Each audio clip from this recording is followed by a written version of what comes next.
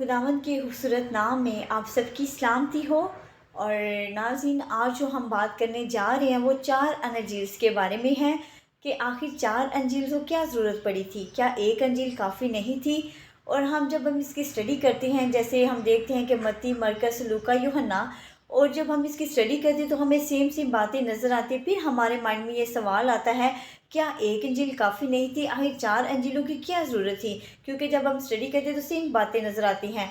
अब देखिए कि जो हमारे मुस्लिम बहन भाई हैं उनका ये कहना है कि जो अंजील है वो खुदा के बेटे यीशु मसीह पर नाजिल की गई थी। अब देखिए कि जो अंजील का मतलब क्या है, खुशखबरी, यानी यीशु मसीह के बारे में खुशखबरी।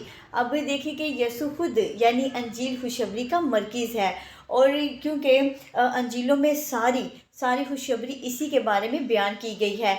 अब सवाल ये पैदा होता है कि एक अंजील काफ़ी नहीं थी, आखिर 4 अंजीलों की क्यों ज़रूरत पड़ी।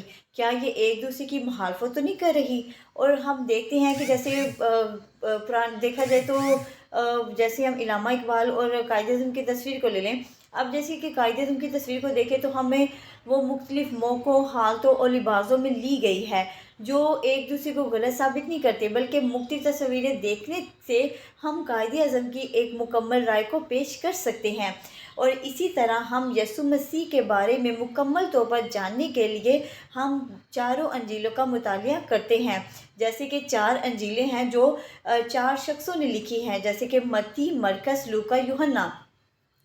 अब ये चारे अंजील जो हैं, 4 अंजील जो हैं वो यीशु की तस्वीरों की मानिंद 4 तस्वीरों की मानद है, जो मिलकर यीशु की शख्सियत के बारे में एक मुकम्मल तस्वीर को पेश करती है। शायद एक अंजील यीशु के बारे में इतनी मुकम्मल तौर पर पेश नहीं कर सकती थी, जिसकी वजह से हम चारों अंजीलों का मुतालिया करके उसकी मुकम्मल तौर पर उसकी शख्सियत को पेश कर सकते हैं।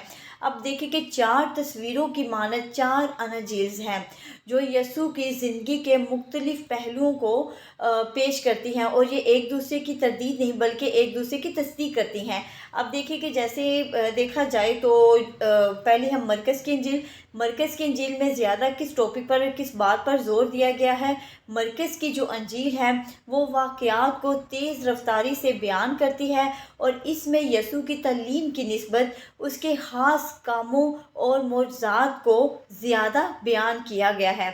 जब हम स्टडी करते हैं तो हमें पता चलता है कि यीशु मसीह ने कितने कितने बड़े मोज़ात किए थे, वो मरकज़ की अंजील की जब स्टडी करते हैं तो हमें पता चलता है।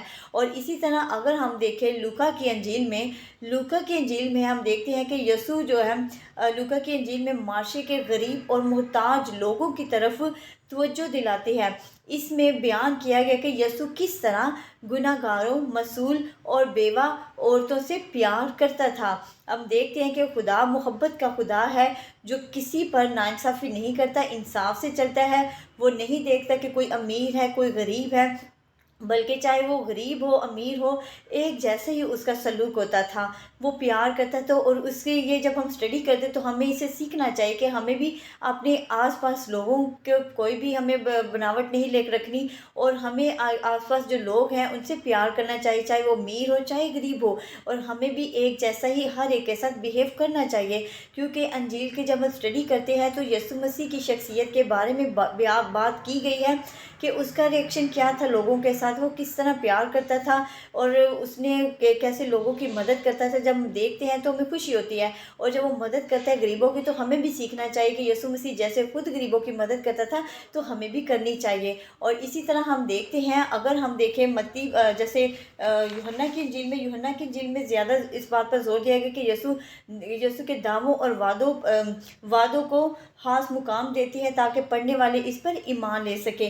अगर हम मत्ती की अंजील देखें तो मत्ती की अंजील में ख़ास तौर पर यीशु मसीह को बादशाह और उसकी बादशाही को ही ज़ाहिर करता है। हम देखते हैं यीशु जो बादशाह है उसे शुरू से लेकर आखिर तक उसकी बादशाही को देखते हैं।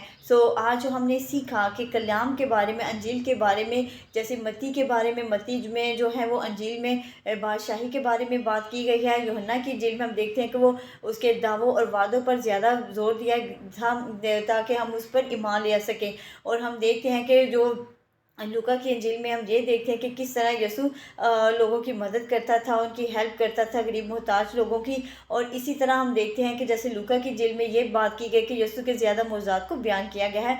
तो हमें जब हम कलाम की स्टडी करते हैं, खुदा के कलाम की, तो याद रखिए कि जब हम स्टडी करते हैं तो हमें इसका एक अमली नमूना मिलता है यसु की शख्सियत के बारे में।